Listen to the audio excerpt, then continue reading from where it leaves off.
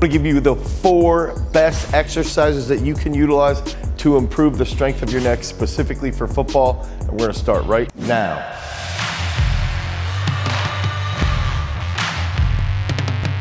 What's up everybody, it's Dane Miller from GarageStrength.com, and if this is your first time to the channel and you're interested in becoming a freak athlete, you wanna be more explosive, you wanna prevent some concussions, make sure that you like, you subscribe, and you ring that notification bell so we can help you become a beast. So one of the big concepts behind training our neck.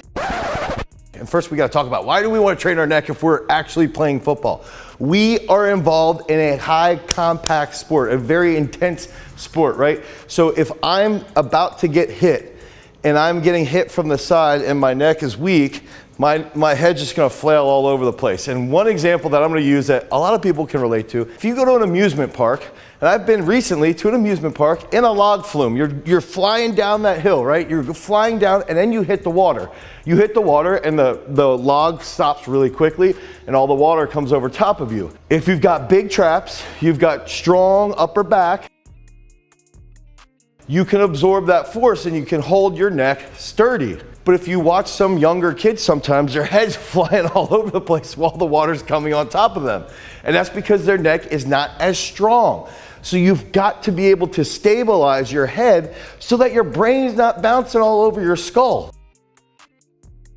That's actually what's going on, okay? So we've got to realize now, when we're talking about training the neck responds really well to high volume. The reason being is that most of the muscles around your dome, around your head, tend to be very slow twitch, okay? Now the problem is that we need to focus on a lot of really rapid movements because rapid movements tend to be what jar our head, right? So if we get whiplash while we're driving a car, if you get hit from a blind side while you're playing football, anything along these lines, that's explosive movements. So that takes us to that first key concept, is that we've got to train with a power snatch, okay? A power snatch is going to train a massive yoke. You're going to have huge traps from doing power snatches, and we can sit here and hit 5, 6 sets of doubles on the minute, and you're gonna train your explosiveness as an athlete, so you're gonna increase your vertical jump, you're gonna increase your power output, but you're also training your nervous system to react a little bit quicker. You're gonna train your nervous system to fire very, very rapidly. And when it can fire rapidly, now it can help protect your spine and protect your brain when you're going into a massive collision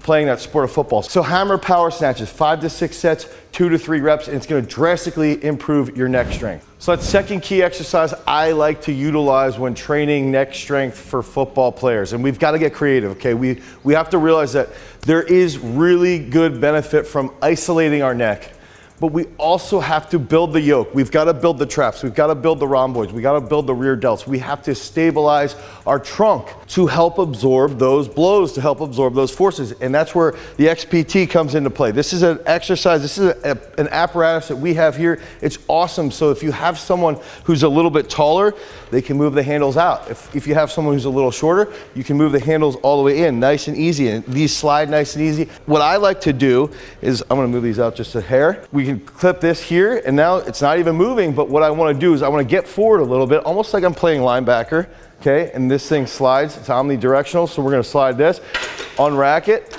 and I wanna see an explosive upright row.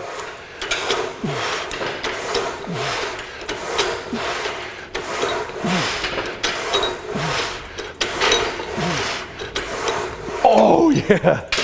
And when you get to the top, you've got to think here and squeeze your traps, okay? The traps right here are key. They're pivotal to providing that foundation around your neck. So if you have bigger traps, you can absorb that blow a little bit better and you can stabilize your neck when you're getting hit.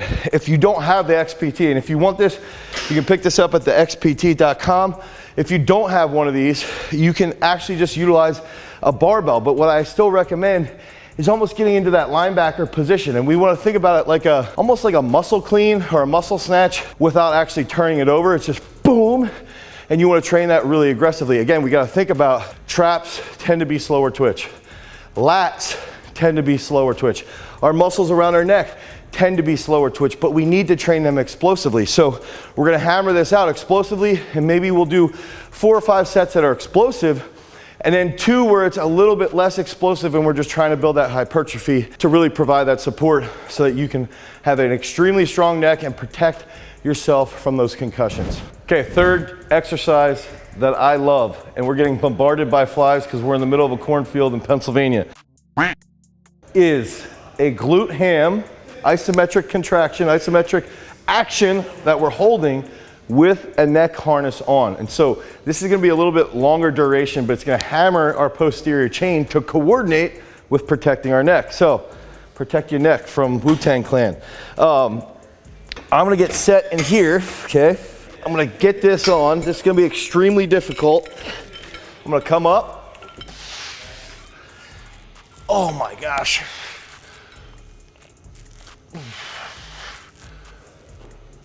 Ooh, yeah.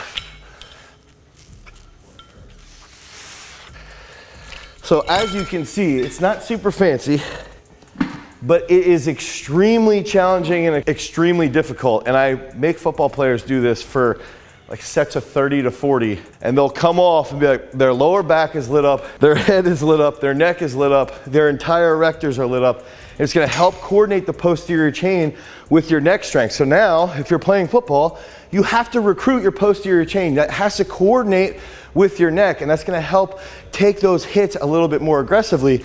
And you could even sit here and say, all right, let's do 3 sets of 5 heavy. Maybe we have a 45 on, and then let's do 2 sets of 25 to 30 with a lighter weight. And that's gonna help stimulate your strength and make it a little bit more hypertrophic. Okay, so before we get into our last exercise for neck-based training, I wanna give you a little bit of a secret when we're talking about concussions or when we're talking about neck strength in general. One of that secret, that big key secret, is to utilize creatine monohydrate. And the reason being is there's a lot of research, a ton of research, one, behind brain health, okay? So if you're taking creatine monohydrate, it's gonna actually help your mental acuity.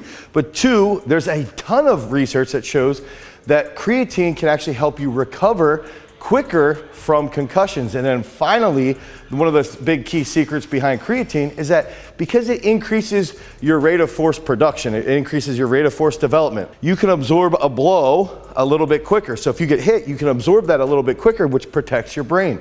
And it's also something that in some people it can help retain water. And if you can retain water a little bit more effectively using creatine, that's gonna help protect your brain when you're getting hit. Okay, so utilize that. I would say 0.1 grams per kilo of body weight. So if I weigh about 110 kilos, I'm gonna take 10 to 12 grams of creatine about. So now let's get into, this is the last exercise that I love to utilize. We got the power snatches, we got the explosive upright row, we got the really cool glute ham with the neck roll, and that's something that we could even do from a side direction if we went to train our obliques a little bit more. But now we're going into that old school exercise. Now this is a movement, you know, my dad used to make us do this for wrestling, and I swear that this is one of the main reasons why my brother and I do have large traps. So if we put this on, okay, I got it backwards. So if we put this on, and we can sit here in that athletic stance, and we want to hammer